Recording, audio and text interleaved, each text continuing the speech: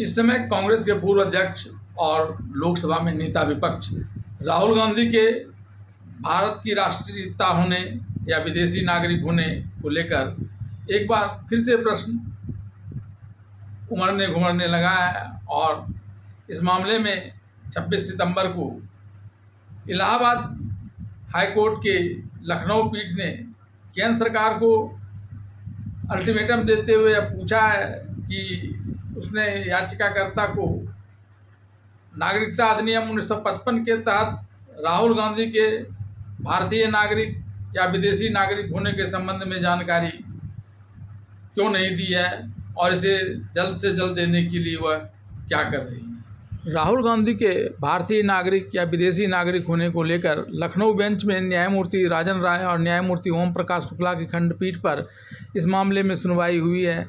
कर्नाटक के बीजेपी कार्यकर्ता एस विघ्नेश शिशिर द्वारा राहुल गांधी की नागरिकता पर सवाल उठाते हुए हाई कोर्ट में एक जनहित याचिका दायर की गई है, जिस पर सुनवाई के दौरान कोर्ट ने केंद्र सरकार से सवाल किया है। इस मामले की अगली सुनवाई 30 सितंबर को होगी।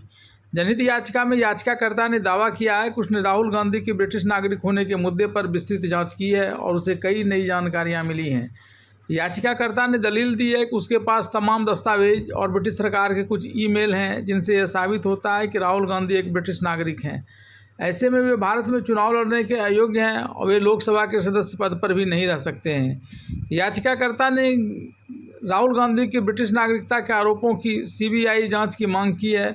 उन्होंने राहुल गांधी की दोहरी नागरिकता को भारतीय न्याय संहिता व पासपोर्ट एक्ट के तहत अपराध बताया और केस दर्ज करने की मांग की। याचिकाकर्ता ने कहा कि वह इस संबंध में सक्षम अधिकारी से दो बार शिकायत कर चुके हैं, लेकिन कोई कार्रवाई नहीं हुई है, जिसके बाद उन्होंने कोर्ट में याचिका दाखिल की है।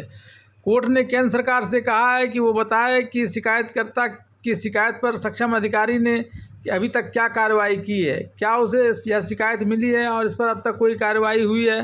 राहुल गांधी की नागरिकता पर इससे पहले भी सवाल उठाते रहे हैं। वर्षों पहले सुप्रीम कोर्ट में भी याचिका दाखिल की गई थी, जिसमें राहुल गांधी की नागरिकता के मामले पर गृह मंत्रालय को जल्द जांच के निर्देश दिए जाने की गुहार लगाई गई थी। तब तत्कालीन चीफ जस्टिस रंजन गोगोई के नेतृत्व वाली पीठ ने याचिका खारिज कर दी थी। जस्टिस गोगोई ने कहा था कि अगर कोई कंपनी किसी फॉर्म में राहुल गांधी को ब्रिटिश नागरिक बताती है तो इसका मतलब यह नहीं कि वे ब्रिटिश नागरिक हो गए। 2019 में सुब्रमण्यम स्वामी ने इसी तरह के सवाल उठाए थे और गृह मंत्रालय से इस संबंध में जवाब मांगा था। इस बार सुब्रमण्यम स्वामी ने तर्क दिया है कि उसके पत्र के 5 साल से अधिक समय बीत जाने के बावजूद गृह मंत्रालय की ओर से अभी तक कोई जवाब नहीं आया है। सांसद सुब्रमण्यम स्वामी की शिकायत के बाद गृह मंत्रालय ने राहुल गांधी से एक पखवाड़े के भीतर शिकायत का जवाब देने को कहा था। नोटिस में गृह मंत्रालय ने कहा था कि यह बात सामने आई है कि बैंक ऑफ लिमिटेड नामक एक कंपनी वर्ष 2003 में UK में पंजीकृत हुई थी, जिसका पता 51 south gate street, Winchester, Hampshire S23 9EH था और राहुल गांधी उस कंपनी के निवेशकों और सचिवों में से एक थे। इस पर स्थिति स्पष्ट करे। मई 2019 में भी राहुल गांधी की नागरिकता पर सवाल उठे थे और सुप्रीम कोर्ट में याचिका दाखिल की गई थी। हालांकि तब सुप्रीम कोर्ट ने उनकी कथित ब्रिटिश नागरिकता के कारण आम चुनाव लड़ने से रोकने की याचिका खारिज कर दी थी।